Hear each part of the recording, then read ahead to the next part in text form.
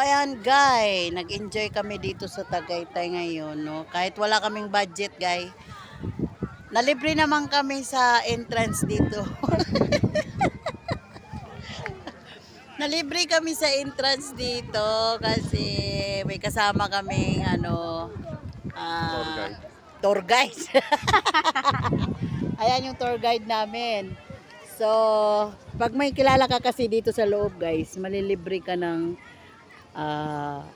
entrance. Tapos kung nakatira ka malapit dito sa picnic, talagang malilibre ka kasi pag dito ka nakatira malapit. Kasi dati pabalik-balik na kasi kami dati. Wala, ba't bumagal? Lala, katakot. Bumagal siya. Ayan guys, bumagal siya. Bakit? Nakakatakot. Uy, ginoo ko. Bumagal. May hangin kasi. Delikado pag mabilis. Ayan o. Nakita niyo ba? Ayun na, dinadandaan doon o. May hangin. May nagko-control pala. Ayan o. Ano kasi, man. Delicate. Ay, Diyos ko, day. Nakatayo. Ay. Ala. Niway kayo, delikado. Agoy. Ayun na. Purong takot na yan. Grabe. Ala.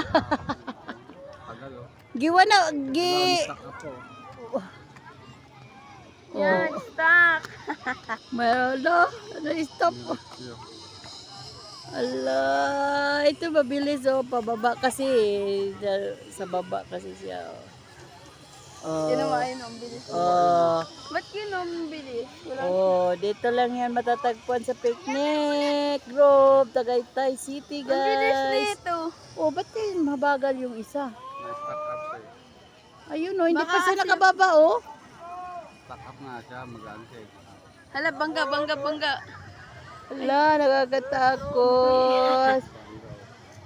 Agoy.